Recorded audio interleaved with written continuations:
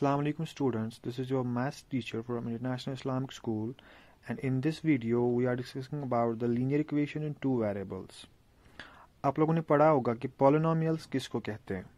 एक ऐसी एक्सप्रेशन जिसमें हमारे पास वेरिएबल्स भी होंगे और हमारे पास कॉन्स्टेंट्स भी होंगे और वो सेपरेट होंगे by basic operations, addition and subtraction. तो उन वाली एक्सप्रेशंस को हम बोलते हैं पॉलिनोमियल्स। जैसे हमारे पास एग्जांपल है 2x प्लस 3। इस 2x प्लस 3 में हमारे पास जो ये x है ये हमारे पास वेरिएबल है और जो ये 3 है ये हमारे पास कांस्टेंट है और ये जो हमारे पास 2 है ये इस x का कोफिशिएंट है। तो जैसे हमारे पास पॉलिनोमियल्स में भी डिग्री होती है, जैसे x का यहाँ पे पावर 1 है तो इसकी डिग्री 1 है, तो इसको हम बोलते थे लीनियर पॉलिनोमियल। वैसे ही x की अगर डिग्री 2 है तो उसको हम बोलते हैं क्वाड्रेटिक पॉलिनोमियल। लेकिन अब अगर मैं इस पॉलिनोमियल में एक साइन ऑफ इक्वालिटी डालूंगा तो मैं इसको किसी नंबर या किसी भी टर्म की तरफ से इक्वेट करूंगा। अब ये जो हमारे पास 2x plus 3 is equal to 0 है, ये पॉलिनोमियल नहीं रही, अब ये इक्वेशन बन गई। किसकी वजह से? बस एक साइन ऑफ इक्वालिटी की वजह से। तो हमारे पास यहाँ पे दो साइड्स बन गई, लेफ्ट हैंड साइड और राइट हैंड साइड। तो वैसे ही जैसे ही हमारे पास पॉलिनोमियल लीनियर होने का मतलब है x का पावर 1, वैसे ही इक्वेशन में भी लीनियर इक्वेशन वो वाली इक्वेशन होती है जहां पे हमारे पास वेरिएबल का हाईएस्ट पावर 1 होगा। या जैसे मैं आपको यहाँ पे सबसे बेसिक लीनियर इक्वेशन आपको लिखूंगा इन वन वेरिएबल, मतलब जिसमें खाली एक वेरिएबल होगा, ax plus b is equal to 0। यह हमारे पास एक स्टैंडर्ड लीनियर इक्वेशन है। यहाँ पे भी आपको दिखेगा कि x का पावर खाली 1 है। अब अगर हमारे पास ऐसी ax square plus bx plus c is equal to 0, यहाँ पे आपके पास जो x की डिग्री है वो 2 है। अब ये लीनियर इक्वेशन नहीं रही, ये क्वाड्रेटिक इक्वेशन बन गई। तो हमारा जो चैप्टर है वो लीनियर इक्वेशन तक ही कन्फाइनेड है, मतलब जो हमें पढ़ना है वो खाली लीनियर इक्वेशन के बारे में पढ़ना है।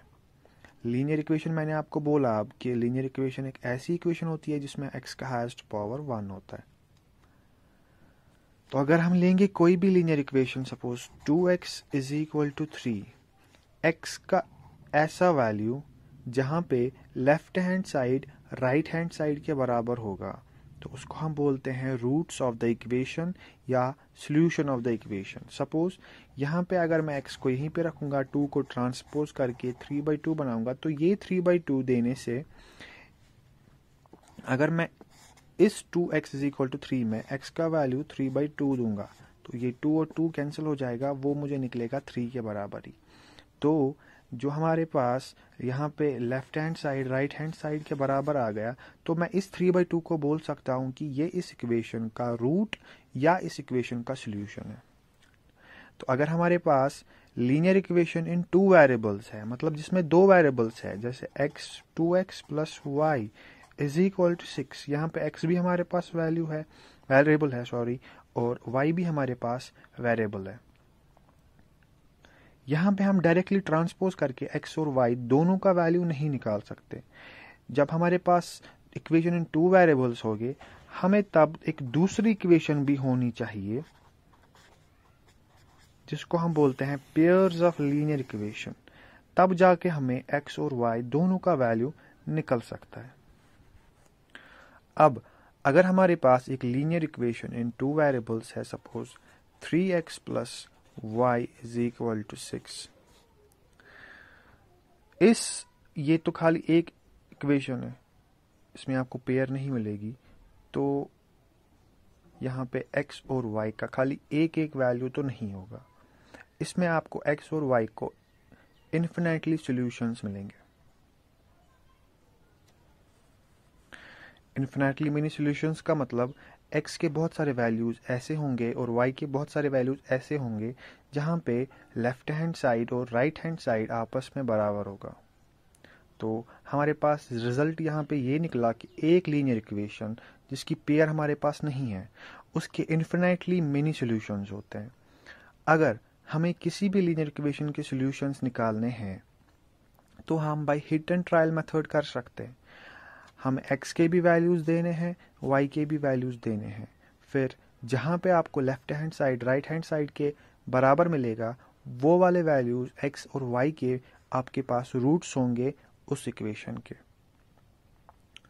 और अगर हमारे पास लीनियर इक्वेशन वन वेरिएबल है खाली, जैसे मैंने आपको बोला था 3x इज इक्वल टू 6, आपको डायरेक्टली x वहीं पे रखना है और 3 को ट्रांसपोज करना है, वो निकलेगा आपको 2। मतलब x का एक ऐसा वैल्यू 2 है जहां पे left hand side right hand side के बराबर आता है। अब मैं इसके बाद आपको बताता हूं स्टैंडर्ड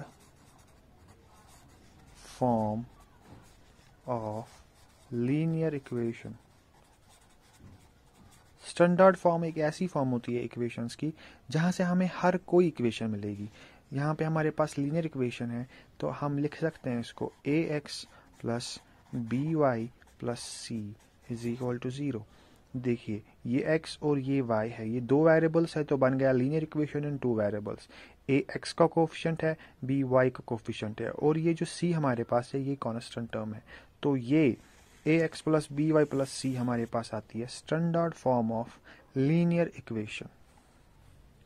इसके बाद हर एक इक्वेशन, फिर वो क्वाड्रेटिक हो, लीनियर हो, क्यूबिक हो, हर किसी की एक अपनी अपनी ग्राफिकल रिप्रेजेंटेशन होती है।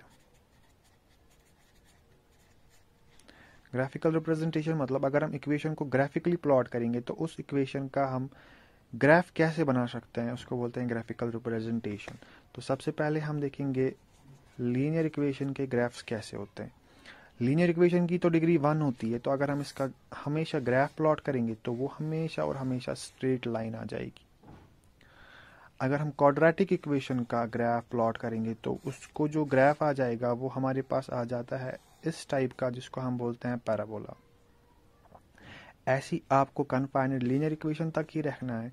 तो यहाँ पे हमारे पास जो कंक्लूजन निकला वो ये है कि लीनियर इक्वेशन का ग्राफ हमेशा और हमेशा एक स्ट्रेट लाइन आ जाती है।